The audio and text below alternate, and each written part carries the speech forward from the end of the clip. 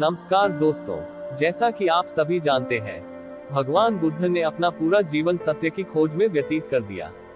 इसलिए भगवान बुद्ध का जीवन हर इंसान के लिए एक प्रेरणा का और एक उदाहरण का स्रोत है। आज हम आपको भगवान गौतम बुद्ध के जीवन में घटी एक छोटी सी घटना के बारे में बताएंगे। दोस्तों, इस कहानी से आपको बहुत कुछ सीखने को मिलेगा, इसीलिए इस कहानी को अंत तक ध्यान से सुनिएगा। लेकिन आगे बढ़ने से पहले अगर आपने अब तक हमारा चैनल सब्सक्राइब नहीं किया है तो प्लीज चैनल को सब्सक्राइब और वीडियो को लाइक कर दें। तो चलिए शुरू करते हैं। एक समय की बात है। एक दिन भगवान गौतम बुद्ध अपने शिष्यों के साथ बैठकर उन्हें कुछ समझा रहे थे। तभी अचानक वहां पर राजा अजातशत्रु आ जाते हैं। तब राजा अजातशत्रु भगवान गौतम बुद्ध से पूछते हैं कि हे भगवान, जिस दिन से मैं आपका भक्त बना हूँ, उस दिन से हर कोई मेरे भोलेपन और सीधेपन का गलत फायदा उठा रहे हैं। वही लोग आपका भक्त बनने से पहले मुझसे बहुत डरते थे, क्योंकि मैं पहले बहुत ही ज्यादा गुस्सेल और क्रूर राजा था और अगर किसी ने गलती की हो तो उसे मृत्यु दंड देने में एक क्षण भी नहीं लगाता था। लेकिन जब से आपका भक्त बना हूँ, पता नहीं क्या हो गया है, सभी से प्रेम करने का मन करता है, सभी को प्रेम बांटने का मन करता है। लेकिन मेरे इस बदलाव का कुछ लोग गलत फायदा उठा रहे हैं, जिस कारण मेरी प्रिय प्रजा को खतरा होने का अंदेशा है। साथ ही मुझे भी शासन को सुचारू रूप से चलाने में परेशानी आ रही है। हे भगवान, अब आप ही बताएं कि मुझे क्या करना चाहिए। तब भगवान बुद्ध उत्तर देते हैं और कहते हैं कि तुम्हें मैं तुम्हारी परेशानी का हल एक एक कहानी सुनाकर दूंगा। इतना कहकर भगवान बुद्ध कहानी सुनाना शुरू करते हैं। एक समय की बात है। एक भिक्षु एक गांव से होकर गुजर रहा था और इस गांव में बहुत ही बड़ा और बहुत पुराना एक पीपल का पेड़ था।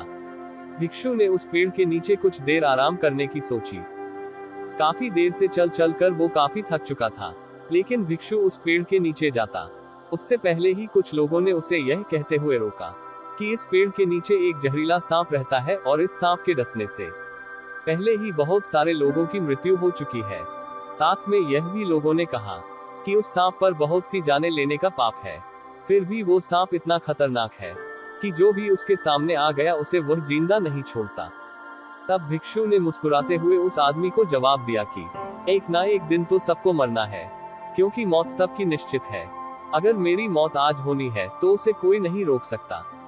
इसलिए आप मेरी चिंता छोड़े, मुझे पेड़ के नीचे आराम करने की आज्ञा दे। इतना कहकर वह भिक्षु उस पेड़ के नीचे आराम करने के लिए चला जाता है और वहां पर बैठकर आराम करने लगता है। भिक्षु को आराम करते हुए कुछ ही देर हुई थी कि जहरीला सांप उस भिक्षु के सामने आकर कहता है कि हे मानव, क्या तुम्हें मुझसे बिल्कुल भी डर नहीं लगता? क्या तुम यह नहीं जानते कि इस इलाके में आने की हिम्मत कोई भी नहीं करता, क्योंकि यह मेरा इलाका है? तब उस भिक्षु ने बड़े ही प्यार से उस सांप को जवाब दिया कि देखो भाई, इसमें मैं आपसे डरूं ऐसी तो कोई बात है ही नहीं, और रही बात तुम्हारी, तो तुम इसलिए लोगों को मारते हो क्योंकि तुम्हें डर है कि काही लोग तुम्हें ना मार दे, और मेरे जीवन में ऐसा कोई डर नहीं है, क्योंकि ना तो मुझे मौत का डर है और ना ही मुझे जीने की लालसा है। इसलिए कोई भी मुझे काफी नुकसान नहीं पहुंचा सकता, तो भला मैं तुमसे क्यों डरूं? इस बात को सुनकर सांप को काफी दुख हुआ, क्योंकि सांप ने आज तक वो इंसान देखे थे जो या तो उसे मारने की कोशिश करते थे या फिर उससे डरकर भागते थे, परंतु सांप ने आज तक ऐसा आदमी नहीं देखा जो उसे देखकर बिल्कुल भी ना डरे। और उसके बाद सांप उस भिक्षु के चरणों में गिर जाता है और कहता है कि हे भगवान, आज तक मैंने जो भी पाप किए हैं वो सब अपनी जान बचाने के लिए किए हैं, क्योंकि अगर मैं नर्म और साधारण रहता तो लोग अभी तक मुझे मार चुके होते। तब उस भिक्षु ने सांप को समझाया कि हे सांप, जो तुम कह रहे हो वो बिल्कुल सत्य है, परंतु अगर तुम मोक्ष चाहते हो तो शांत रहना सीखो, किसी को नुकसान मत पहुंचाओ और सबसे प्रेम करो, क्योंकि मौत तो एक दिन आनी ही है और ऐसे नश्वर जीवन के लिए बुरे काम करने की कोई जरूरत नहीं है। इतना समझाकर वो भिक्षु वहां से चल जाता है। उसके बाद वो सांप यह प्रतिज्ञा लेता है कि आज से वो कोई भी गलत काम नहीं करेगा और किसी को नुकसान नहीं पहुंचाएगा। लेकिन सांप के सीधे हो जाने पर जो लोग उसे देखकर डरते थे, उन्होंने डरना छोड़ दिया था। साथ ही लोगों ने उसे नुकसान और चोट पहुंचना शुरू कर दिया था। इस कारण सांप दुखी रहने लगा और बीमार भी रहने लगा। फिर एक दिन वही भिक्षु दोबारा से उस पेड़ के नीचे आकर बैठता है और देखता है कि उस सांप की तो अब हालत बहुत बुरी हो रखी है। तब उस भिक्षु को देखकर सांप कहता है कि हे भगवान, मैंने आपके कहने पर शांति और प्रेम का मार्ग चुना, लेकिन मेरे शांत होने के कारण लोगों के दिलों से मेरा डर खत्म हो गया और वो मुझे चोट पहुंचाने लगे। इस कारण आज मेरा ये हाल हो गया है। अब तो मेरा जीना ही मुश्किल हो रखा है। अब आप ही बताइए कि मैं क्या करूं।